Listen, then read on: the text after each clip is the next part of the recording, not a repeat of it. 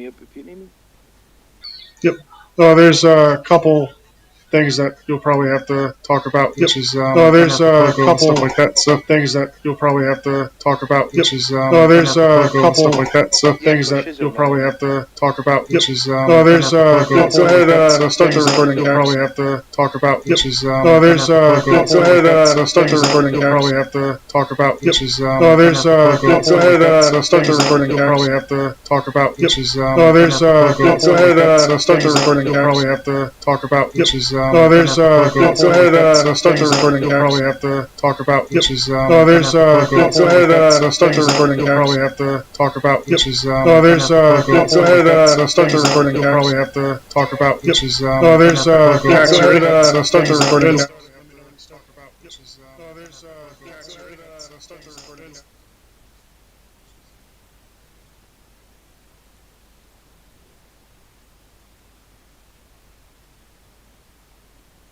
You guys still hear me?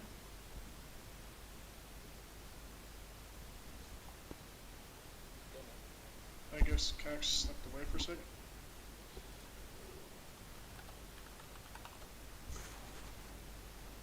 Oh. Yeah, Cax, go ahead and start the recording.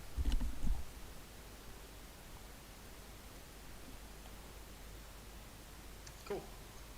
What's going on, everyone? Welcome to this week's meeting. This week is obviously the first Wednesday of the month, so we'll be going through all the news and updates from Pirate. So first things first, I'd like to talk about the Pirate Ocean update that's coming out. It's going to be having a graphics update. It's going to have a ton of small things fixed and stuff like that, just buttoning everything up. We've noticed that over time there's been a lot less questions, which is fantastic. This wallet, I think Forge posted some screenshots of previews of it, it looks freaking awesome. So that should be released within the next couple weeks. And then I believe it includes, correct me if I'm wrong, Lutz, but I believe it includes the memo field too, right? The memo field? Yeah. Which one? In the Ocean's wallet? Ocean, yeah. I'm sorry, was it? Like no, I don't think it's a memo field yet. Well, I think he thought he integrated that. Added it? Thought so. I haven't tested the memo field. I haven't used it yet, Benny. I've been sending funds, but I haven't really used the memo. Yeah. That would be great. I do have an update as far as things that require the memo field, which is going to be awesome, but I'll discuss that later. So new version of the wallet is going to come out sometime in the next couple of weeks.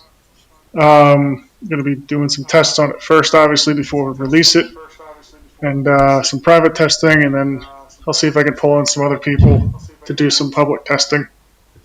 And let's see. So the paper wallet has been updated. So that should be, I believe, just a one-click thing now. It generates the stuff, because beforehand it didn't include the bat file, stuff like that. To go ahead and do it, you had to kind of create it yourself. But now that that's all buttoned up and everything. I think Coastline is working on something with the paper wallets as well. Yeah, I remember him saying something about that. Yeah. You're making I think templates, so you can make pretty paper wallets. Yeah, Coastline. Do you want to say anything on that?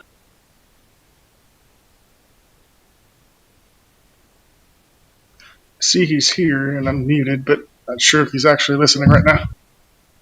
That's why I mentioned it. I saw him.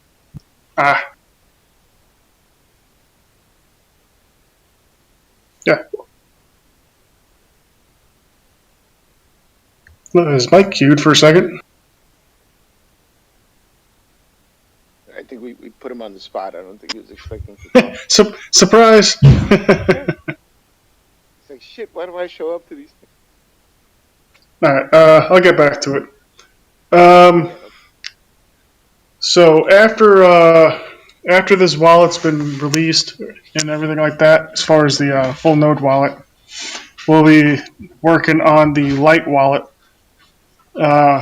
and things like that to improve the speed and number of servers and things like that that it connects to.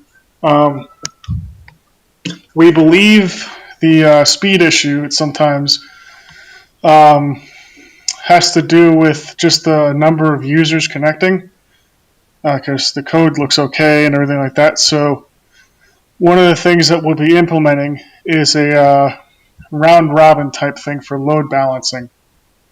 This way, you'll have multiple servers you can connect to, and then it'll automatically connect you to the once you boot up the wallet, connect you to the one with the lowest amount of users. This way, it balances everything out and improves the speed of everything for everybody. So that's one thing we're working on with that, along with just minor fixes here and there, and just various small things. So because we've noticed that the light wallet is extremely popular among users, so want to make sure that that's tip-top shape and ready to go. And the amount of work that needs to be done on it, I don't think it's too much.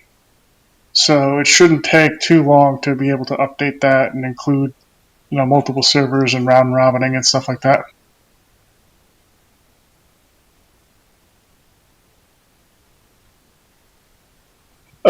And while we're on the topic of wallets, one thing I want to mention is that I'll be paying for a gateway upgrade on Polarity. So this way, you don't have to use the memo field to send funds anymore. Because I know that was kind of an annoying thing for some users, and it can get a little bit confusing sometimes, especially for new users. So the gateway, they figured out a way to set it up so that it doesn't need to have it doesn't need to use the memo field.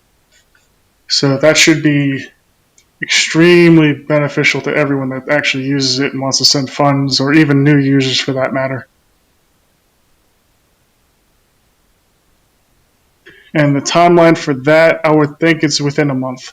So probably by the end of the month, you'll see an update from us and from them on the ability to send funds without requiring the use of the memo field.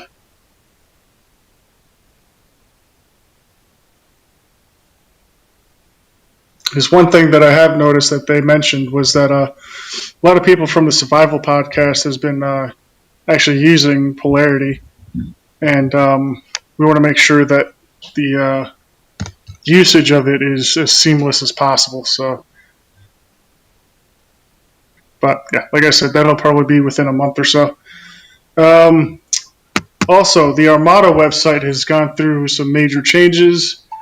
Highly recommend checking that out. So it's ARRRMADA.com. Big visual updates. Tons of stuff that's been modified on that thanks to Seiko and the crew. So huge shout out to them for updating that and making everything beautiful. And obviously the Armada has been growing slowly over time.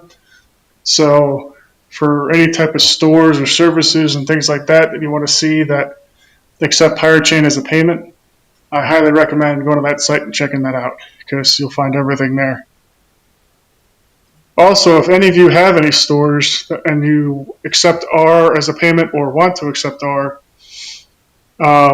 you can always go through us to help you out with that, on how to set that up on your site. And you can, if it's already on there, you can go through one of the first mates or captains, go through the website, fill out the application thing, and then just ping us to let you know that you sent it in, just to speed up the process a little bit. And yeah, we'll get you on there. Because the big thing for us is that Pirate Chain is a currency, straight up.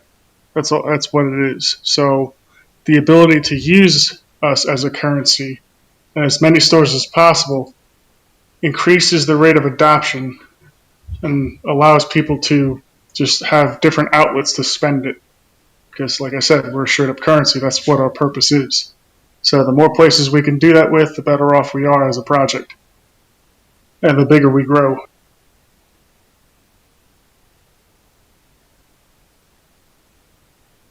Let's see. On the website, there's a how-to video page on pretty much how to do anything.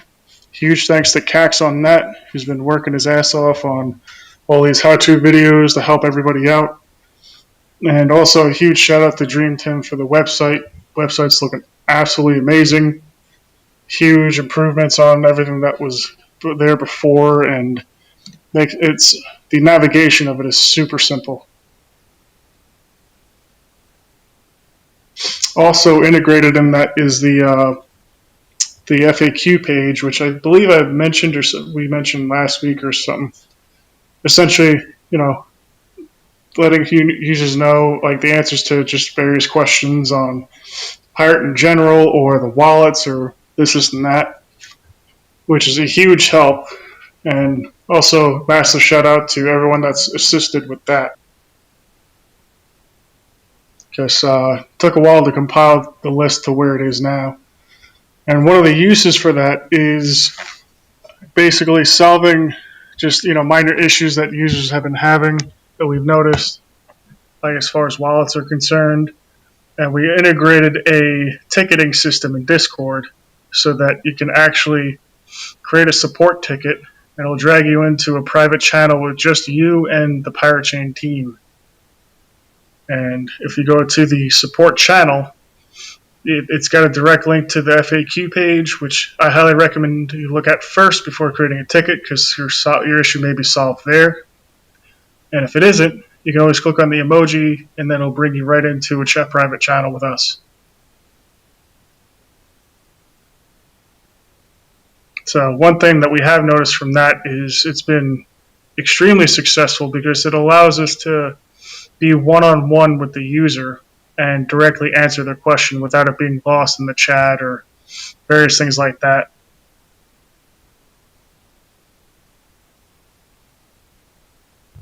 Let's see. Also, we are currently going to be fundraising to be listed on Changely and Coinomi. I forget the exact amount that we need. It's either 30 or 50,000, I think, or is it 3 to 5,000? 45. 45,000. Yeah, so $45,000 for that. I know that's a huge ask, but getting listed on those two would be hugely improved upon where we're currently at for that stuff. Well, there's other options like KuCoin, but they're asking for 100K. So so far the only option we have is Changely. I mean, this fundraiser could go on for a long time. There's really no set, like next week it's going to end. There's no such thing, the sooner. When we get to that point and we've raised that much, then we have that, then we have that Changely option available to us. And with that Changely option, we honestly didn't really, focus on Changely because it's not really, what we actually want. What we really want is the Exodus wallet, right? Because the Exodus wallet has an iOS and an Android, right? So, in order to get on the Exodus wallet, you got to get on one of their partners, Changely, CoinSwitch, Change Hero. There's a few of them. Exchange and Fun or something. I don't know. There was a few of them. We reached out to all of them. Changely was the only one that replied. CoinSwitch replied, but I think they're all KYC, or so there was something with them. Oh no, you have to get on their partners, right? So once so in order to get with Exodus, we have to get with CoinSwitch, and in order to get with CoinSwitch, you got to be part of their partners, which is Gate.io, KuCoin, and all these other options, right? So it's like you see a pattern here. I mean, it's like in order for a good coin out there to get involved, you got to be involved in this mafia situation here, where everyone's partners with everybody. And it sounds like a Yeah. bad STD situation, honestly. It's like playing Duck Duck Goose. You just keep going along the line, trying to get to the last one. Yeah, but anyway, if there isn't a better option that does open up, that all of a sudden we don't need to do this and we can still get on the Exodus wallet, we're going to take that path. But at the moment, 45,000 looks like the cheapest way we're going to get this done. Yeah, and Cax just posted in the weekly meeting chat the place to go to figure out to basically donate. So it'll have a ton of different donation addresses that you can just copy the address to and then send funds to. So Yep. And actually, this whole idea was Crypto Vigilante. The Crypto Vigilante group wanted this fundraiser. It all started because of them. yep. So Happy to have them involved and participating. That's awesome. It's like a bigger community. yeah, so if we can do that, that'll be a huge, huge boost to Pirate Chain in general as a whole. It's also a fiat exchange. Yep. And I have another announcement about that too, about the fiat stuff, but I'll save that for the end.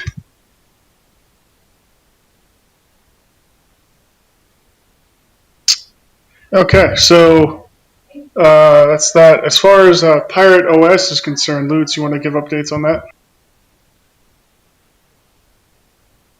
Weepers is still creating the next rendition of it. The only difference is it's going to have disk encryption.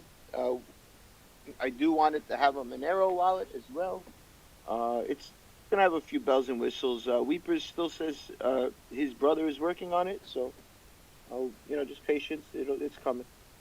And then we have a new OS called Dreadnought.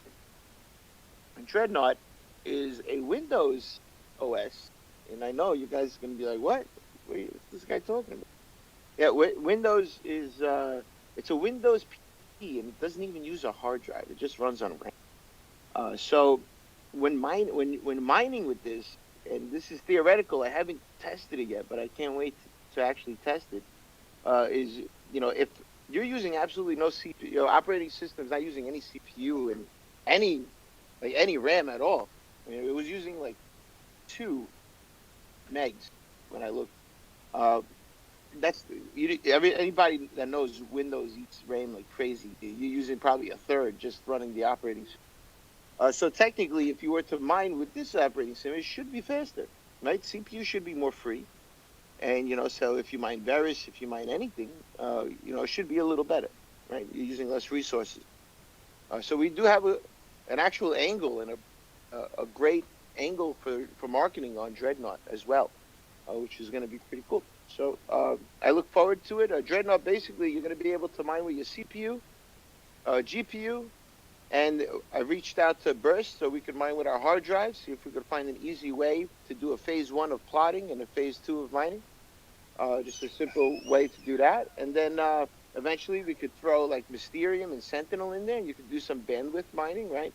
And get some coins like that. That's 4 ways of mining. Then on top of it, you can add a Cordal node in there, just keeping it on 24/7. We'll add more. You'll be minting, just having it open. So that's 5. There's 5 different ways of mining, and I'm just gonna keep trying to find ways to make one computer mine more ways, right? And then you just got to put in the Dreadnought operating system and start them all up. All of a sudden that computer's mining 5 different ways, right?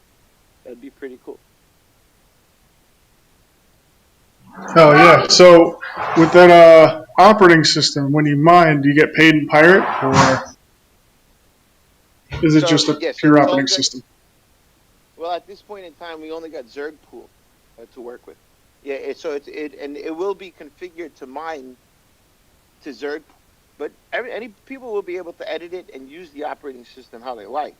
But by default, for new people, yes, it will automatically go to Zerg pool, and it should automatically send it to your address, and that's the address you're going to have to put in. It's not going to be there automatically, but you're going to have to type in your pirate address in something, maybe a pop-up from a batch script. We don't know how that's going to be fine-tuned yet. Awesome. So yeah, I look forward to that. The hypervisor, we got a ways for that. But as I explained to you, what was it, last week? This is like a step in the right direction to getting that done as well. So we got multiple operating systems inside our own custom hypervisor. It doesn't get more custom than that. Everything in the hypervisor is ours, and the hypervisor is going to be ours. So it'll be pretty cool. Sweet. Let's see. Next on the list is the support channels. As many of you probably noticed, the support channels down below in Discord, we've archived them because we're pushing the ticketing system for support. This way, it keeps everything from being, from being scattered and everything like that. So we can keep everything in one place, promote the ticketing system, which has been working extremely well, and keep the support questions just kind of out of chat. This way it doesn't kind of break up conversations and things like that.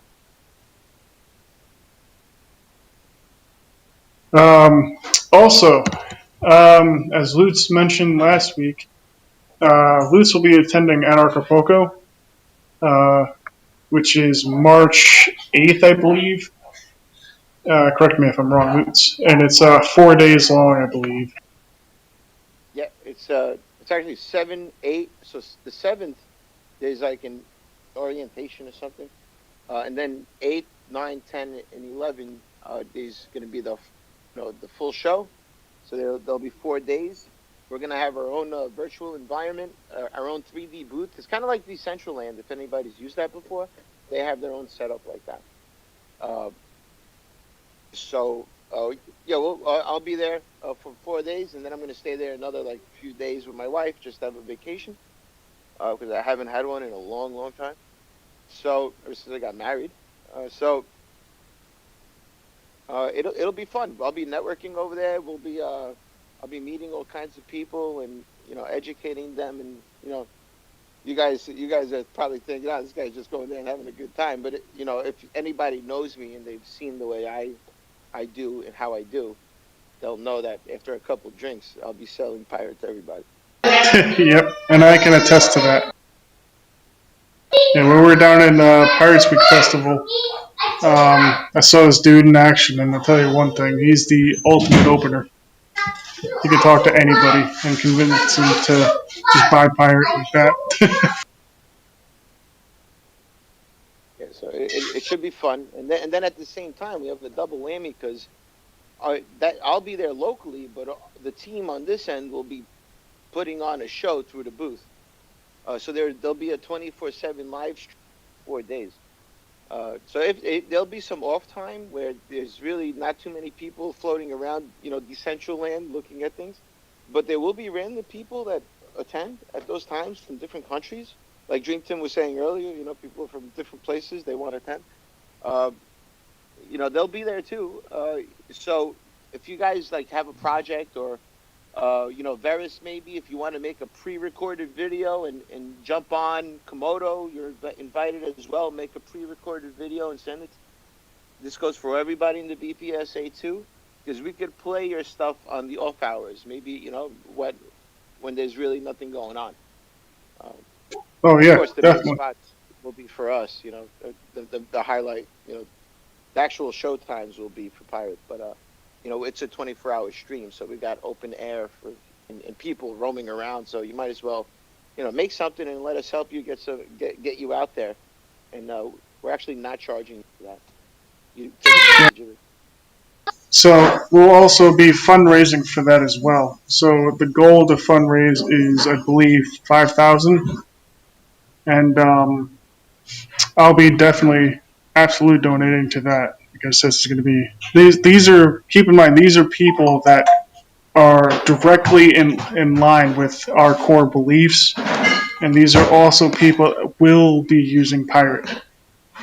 So we're advertising to the exact crowd that we should be advertising to. And the vast majority of these people, if not all of them, are all crypto users as well. And they're all very private people. Yeah. So we'll be setting up donation addresses for that as well. So I highly recommend, if you can donate, to donate. I'll be donating myself. And yeah, let's get this thing rolling. So I believe Lute's already put down the deposit for the actual sponsorship. So Yeah, so this is already happening, guys. This is yeah. happening no matter what. So yeah, absolutely. And I can't wait for that to come up. So we're going to be creating a ton of content for the live stream and stuff like that. So Actually, that's a month away, though. We have tvsummit.com. If you guys go to the Crypto Vigilante Summit, it's a paid summit. So people are actually going to pay to hear about us. That's on Friday. yeah, that was actually the next thing I was going to bring up if you want to talk about that. Yeah, well, so if you go to tcvsummit.com, you'll scroll down, you'll see my picture over there. I'm actually thinking maybe Drake, maybe you want to join me and we do this together. Absolutely. Because there's 45 minutes. What the fuck am I going to talk about for 45 minutes? Anyway, right? I mean, what the fuck? Yeah. And then again, when I start talking, I could probably go on a tangent for a while. But anyway, so yeah, so let's we'll talk about that later tonight because we gotta make sure we get the points across, like every point across and every educational point across. And if you pay with Why? crypto, you get lifetime access. If you pay with crypto, it's like $215 for lifetime access to the summit. Oh wow! Yep. I didn't know that. Can we pay in pirate? No. I think it's Bitcoin, Monero, Ethereum, and maybe one other. We're gonna have to talk to somebody about this, man. This is prejudice, bias. All right, and so the last thing I have on my list of things to talk about is on-ramps. So on-ramps are a huge deal, obviously, because literally that's one of the big ways that we can get users in that have cash to spend but don't have any crypto. So essentially, Polarity is working on a on-ramp service with some of their partners and things like that, so that this way they can pull in people and you can, use your credit card or whatever to buy crypto. Now, ARRR will absolutely be integrated into that system. So this way we'll actually be able to onboard users with cash that want to spend and buy actual pirate chain. So the timetable for that I'm not 100% sure on, obviously, because it's still ongoing. But it will definitely happen this year. I'm hoping for the end of Q2. So we'll finally have an actual fiat onboarding service for once. Something that we've been striving for quite a while.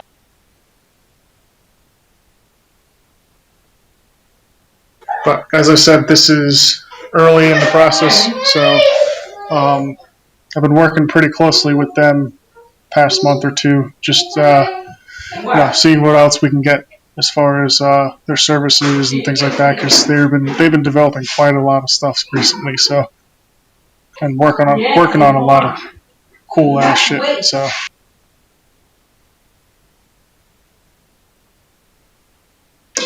yeah. Aside from that, does anybody have any questions, comments, anything?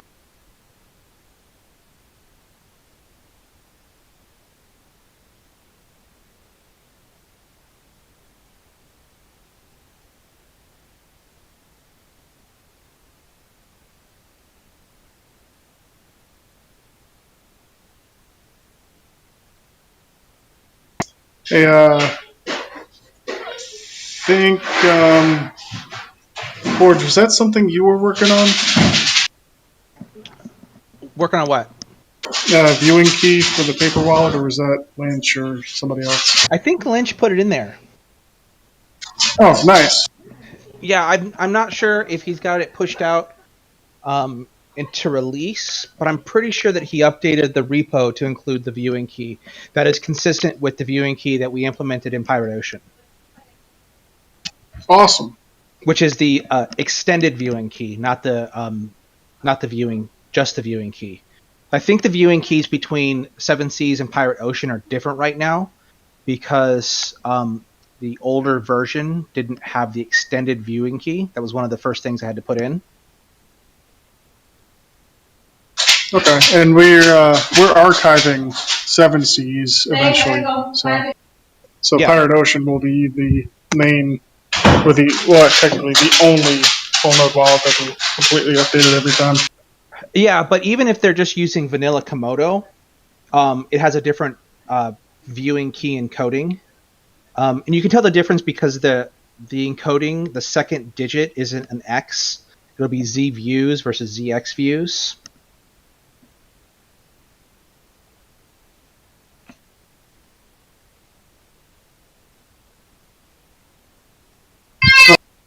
Is there any updates you want to give on Ocean, by the way?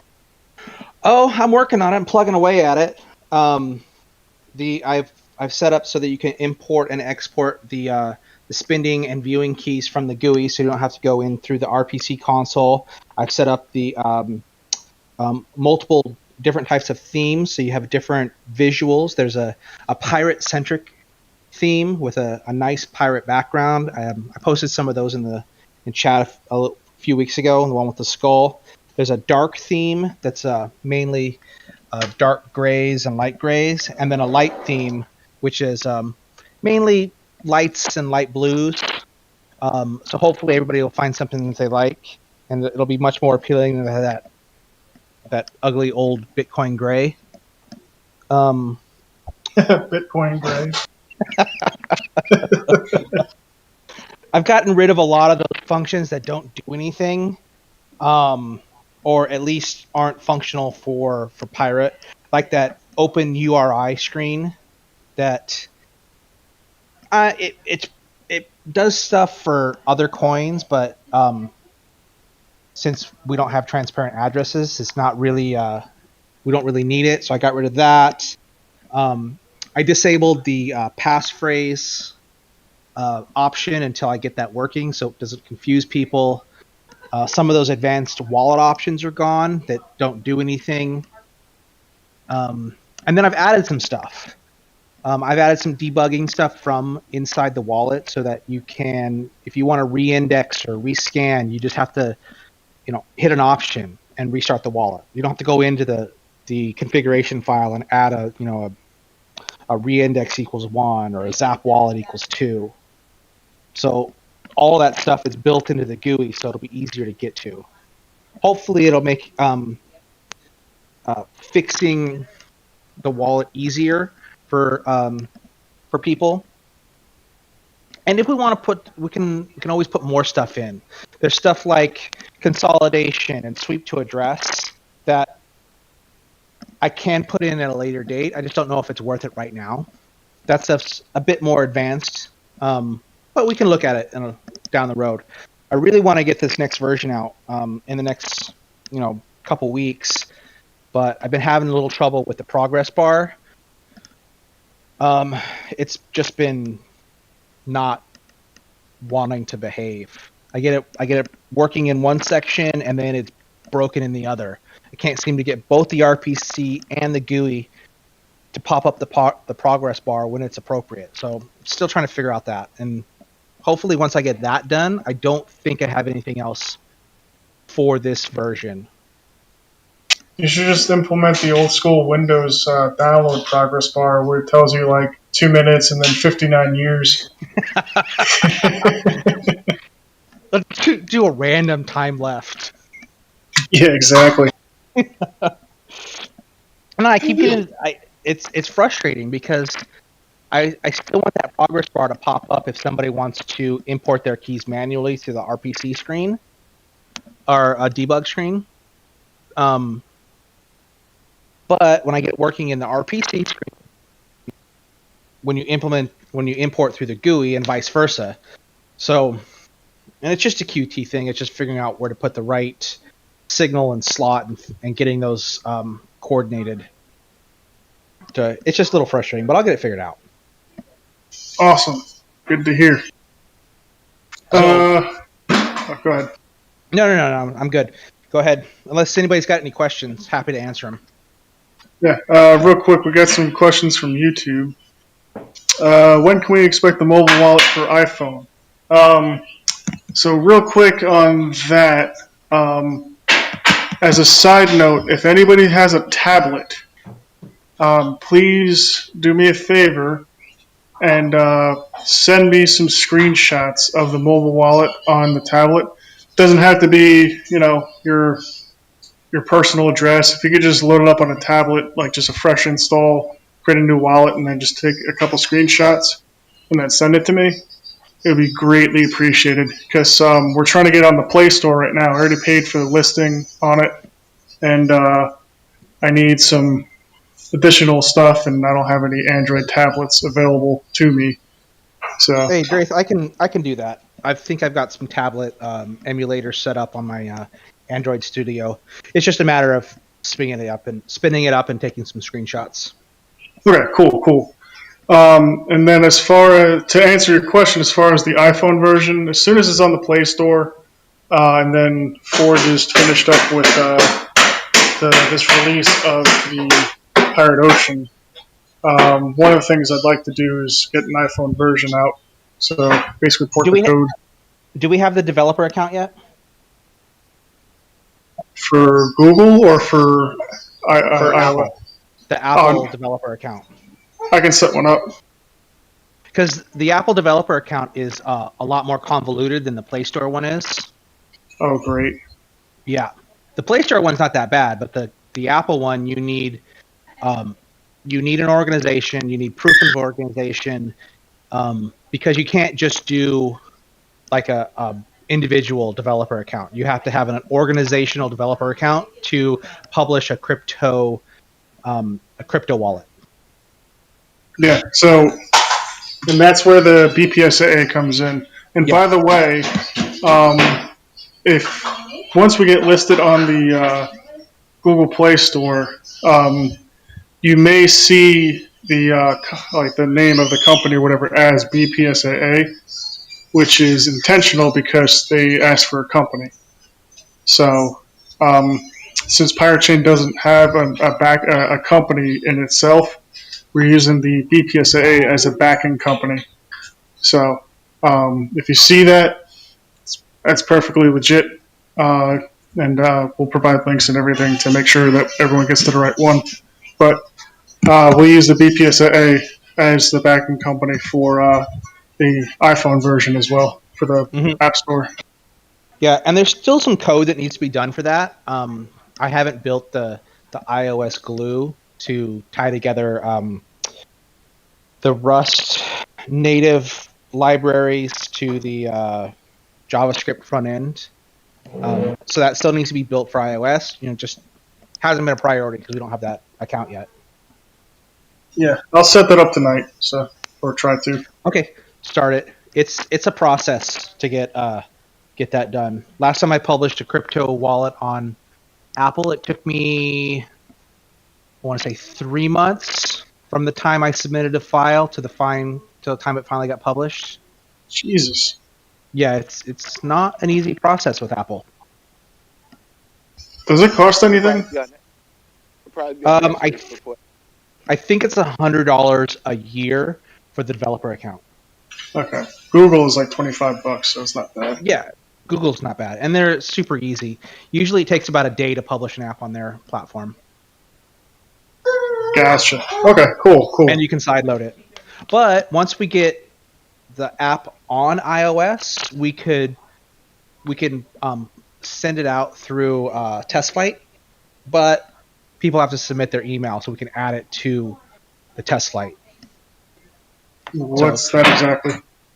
It's Apple's beta testing suite. Basically, you download an app called Test Flight, and then you submit your email to the publisher of the app, and they give you access to the app through Test Flight, and then Test Flight will download the beta app onto your iOS device. But it expires after, I think, 30, 60, or 90 days, something like that. Gotcha. Which isn't great for a wallet because you don't want your wallet expiring. Yeah. Okay. Another question from YouTube was, Changely wants 50K for listing, or is this for other things too? As far as I know, I believe it's for both Changely and Koinomi. Isn't that right, Lutz? What's the denomination of that 50K? Oh, $50,000. Oh, 50K US? Whew. Yeah. No, tell me about it. So if we can find another way, we will, of course. But until then, this is our only app, our only pass at the moment. Yeah, it's Dream Tim said there's a possibility that Koinami might also take us. So it is also for possibly Koinami as well. Once we get on chain. And okay, so it's Exodus stuff. Yeah, so specifically for Changely, but if we get listed on Changely, Koinomi might include us as well. Correct. I think Dream Tim has the specifics on that. He negotiated that. I have not negotiated anything. That's not exactly what has been said. We're discussing with Koinomi, getting on to them, and then possibly also fitting in with Changely somehow. I don't know exactly. The discussion has not really progressed to that level that we know details. I think it was what's his name? Eric? God damn it. How come I can't think of his name? Celsius? Thank you. I knew it started with a K. God damn. I was going to say Cax. I was like, it's not Cax. Who the hell was it? Yeah, Cosius. I think he was one of the original people that was negotiating that, I believe. Or at least in contact with them.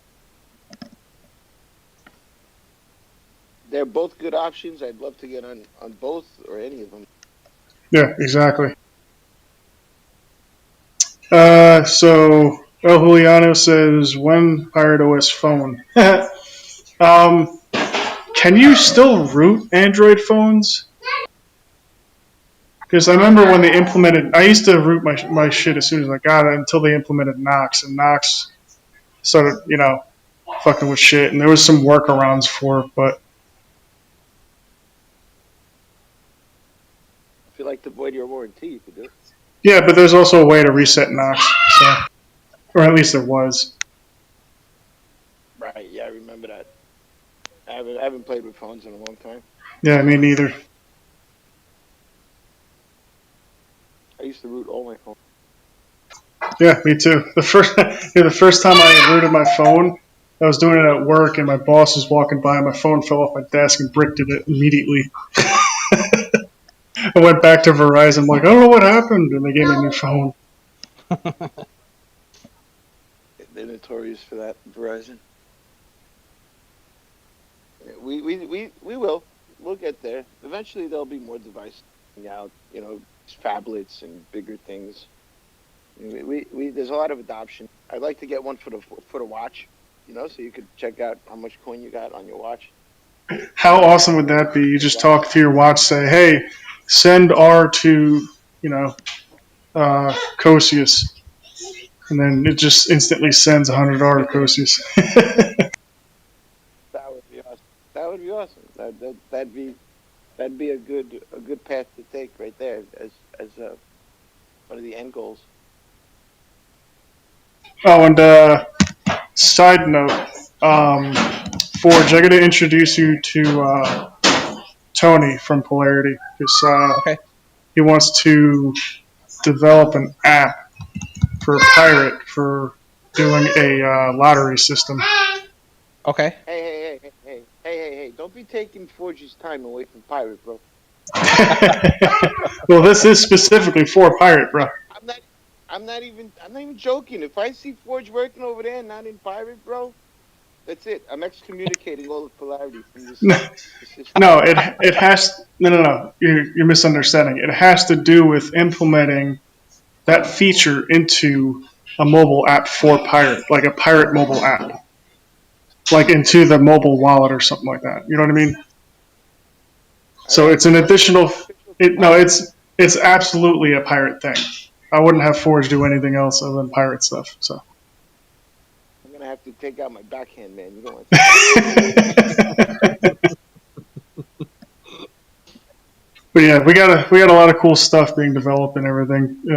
Between us and Polarity, between Forge with the wallets, and fundraisers for all the stuff and marketing. So there's a ton of cool shit going on. So you may not see updates all the time, but there's always a shit ton of stuff going on. So Yep.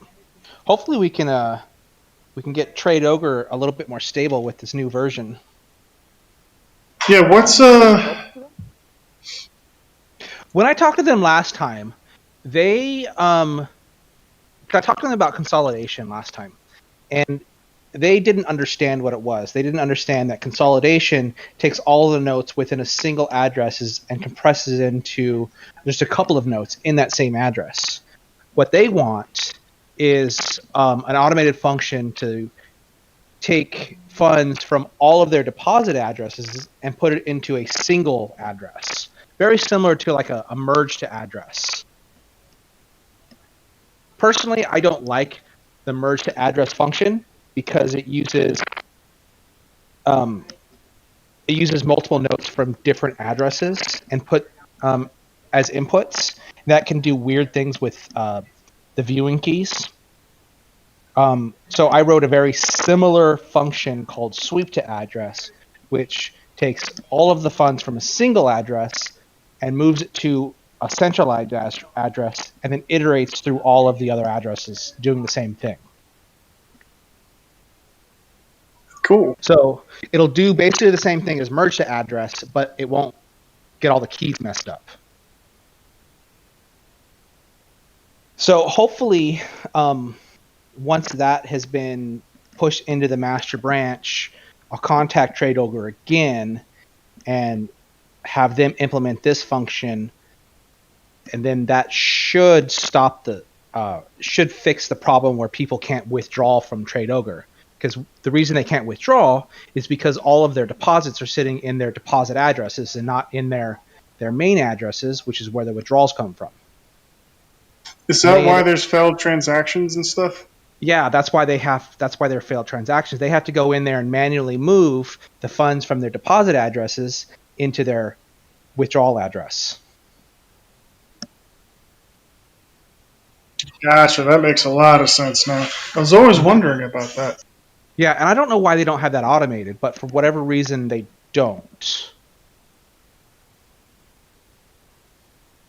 But if you use a like a Z-send mini, the risk is that you're not going to pick up a full note, you're going to drop change back into your deposit address. So, like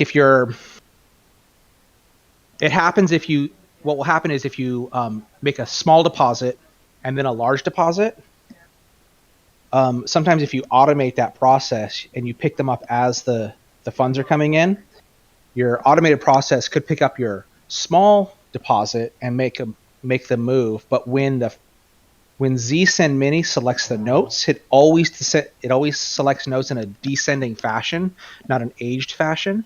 So if you have a small note and then a large note, you're trying to move the small note, ZSend Mini is going to pick up the large note and then send the change back to the deposit address. Huh. Whereas with the sweep to address, it's pulling the full note. It's sending the entire note regardless of whatever. So if it's picking up one note, it's going to send the full value of that note. Gotcha. Okay.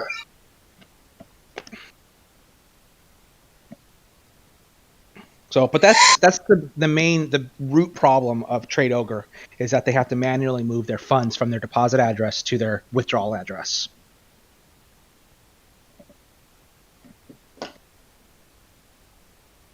Cool. So now when people ask me why that happens, now I can answer it. Yeah, and hopefully with the new functions, it'll be fixed and it'll go away. But that's if they choose to use it. You never know with these exchanges; they may not want to use it. Yep, but we all know some exchanges that do that same thing. Mm-hmm. But that's the same reason Cytex has been down. Is they also had to manually move their funds from their deposit addresses to their withdrawal address, and they just got overwhelmed with the number of addresses that they had. That it became a Herculean problem to move those funds, and like it took. They've been syncing their wallet. I think it's been over 2 weeks that they've been syncing their wallet, and it's going up. It's going up slowly, but they have. I think they are close to reaching the point where they have so many addresses they can almost not keep up with the chain. Damn. Because scanning the blockchain or scanning each block, it scales linearly with the number of addresses they have in their wallet. And so they must have a ton of addresses that it takes, a full minute and a half, or a minute or so to scan a single block. So, and then if you have a block with a lot of transactions, it's just going to take longer time. That's kind of a problem with Polarity as well. Sometimes it takes a really long time for deposits and withdrawals to go through because of the update. Mm-hmm. Now, I'm not familiar with all the Polarity systems. Do you use our updated versions of Pirate, or are you using the vanilla Komodo? I have used both, actually. Okay. Because vanilla Komodo doesn't have some of the functions that we do for wallet management, specifically the consolidation and the delete TX and the archive TX, and the RPCs directly written for those. The main problem with a Bitcoin type chain and the wallet on a Bitcoin type chain is that the transactions are never removed from the map wallet object inside the wallet. So as the number of transactions grows, so does the number of CPU cycles to pull something simple like a balance. You could end up with a couple 100,000 transactions sitting in your map wallet, even if they've already been spent, and you can't use them for anything except for historical reporting. So one of the things we've implemented in Pirate was the delete TX, which would remove spent transactions from the map wallet. So if you only have, let's say, 5,000 notes that actually haven't been spent, that's all you're going to see in your map wallet. So pulling a balance is going to be much quicker than trying to loop through 100,000, 200,000, 500,000 transactions. And then we move them over. Huh? I was just going to say, I was wondering what those functions were for. Yeah. Then we move those transactions, or a minimalist representation of that transaction, over to the archive TX, which is, it's still a map wallet, but it contains significantly less data. Basically, it just says there was a transaction that touched the wallet, and here's where it's at on the blockchain. That way, if we need to go report on it, we can go grab it from the blockchain files and report on it. But it's not needed for making any new transactions or reporting the balance. But if you need to report to a user that say, okay, I deposited your money here on X day, it's still available. That sounds similar to like the ZK rollup technology I've been reading about recently. Just taking all that information and doing ZK stuff with it so that it's a lot less information but still usable. Mm-hmm. Yeah, I'm not sure how that tech works. I haven't read up on that too closely. And then as far as the consolidation, that's really has to do with dealing with witnesses. So every note comes with 100 witnesses. And the witness in a Z chain is a Merkle block of all of the commitments made on the chain and a position or in that witness tree. And then each transaction keeps 100 versions of it iterated for back 100 blocks, which takes up a lot of space and a lot of memory. So what we do is we wrote consolidation so that your node would automatically basically select all the notes within a single address, send it to the same address. That way you're only incrementing and maintaining one set of witnesses instead of 100 sets of witnesses, because 100 notes versus one note.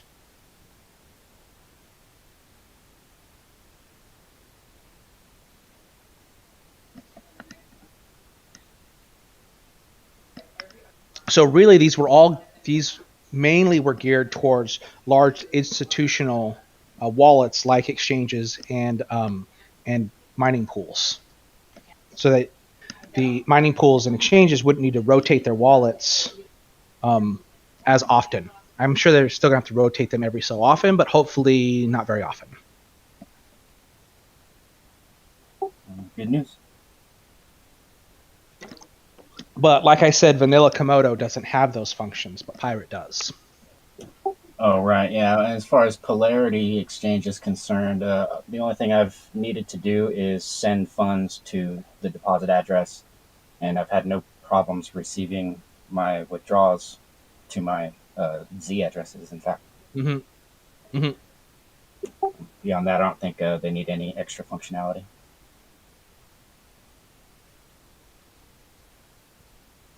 Yeah, the new gateway system that they're building for us might make things a little bit faster too, and resolve some of those issues.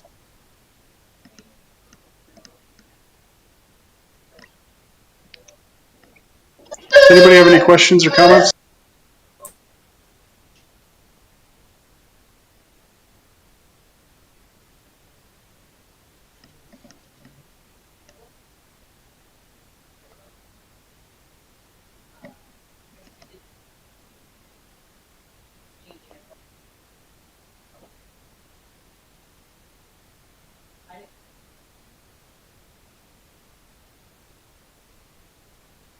I have a question for Forge.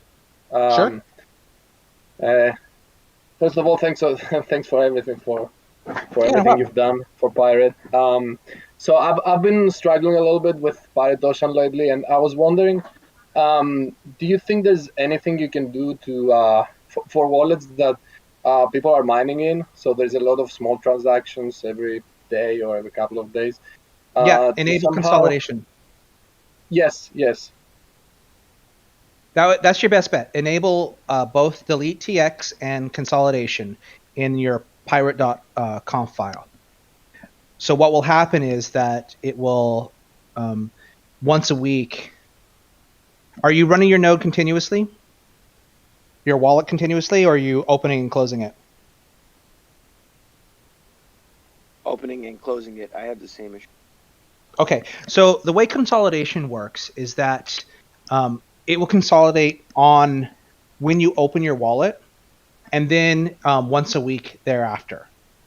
So we wanted to make it less aggressive so that it wasn't messing up exchange withdrawals, because the nodes were constantly being consolidated. So when you first open your wallet, it will try to consolidate your notes. If you've got over 100 notes, it's going to start consolidating them. If you don't have 100, it's not going to do anything. It's just going to say, you don't have enough, I'm not going to consolidate them. So if you enable consolidation, it'll consolidate once you get over a threshold, and then enable delete TX. That way it deletes the old ones and moves them out of your map wallet. And that will keep your wallet relatively small and fast.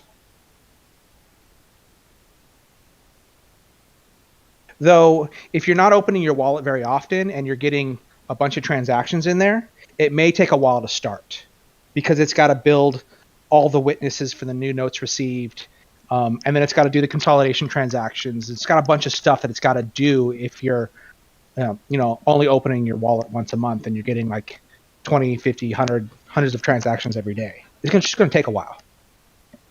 All right. So, Cax, do we have a video on how to enable this in the wallet for miners? Some type of It'll instruction? be in the new GUI once that comes out. They just need to go into wallet options. And it'll be enable consolidation, enable delete TX. Okay. So still, they'll still need to be in instructions to point people to that. But Yeah. That's awesome. But I envision at some point that they're going to be standard options. Right now, they're not standard options because I want to make sure that the legacy RPC commands still work the way they're supposed to. So one of the next pieces that needs to be done is to build the archive transaction functionality into the legacy RPCs, so that when delete TX is enabled, there's no difference in the way the RPCs function versus when it's not enabled. Once that is done, I will probably set delete TX will probably be set on permanently for all users, and it just won't be a function anymore, or it won't be an option anymore. But it's the code's not quite there yet. He's nice.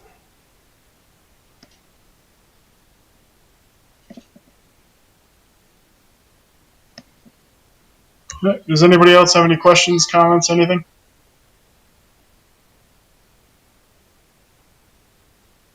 If not,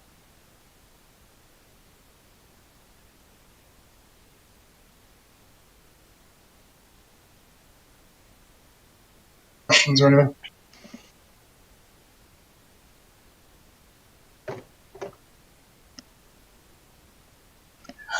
All right, cool. Appreciate everybody coming, and next month we'll have another weekly, or next month we'll have another monthly news update, and the weeks in between are just run by Lutz, and they're the just weekly chats. So appreciate everybody coming. Stay safe, and I will catch you all next week.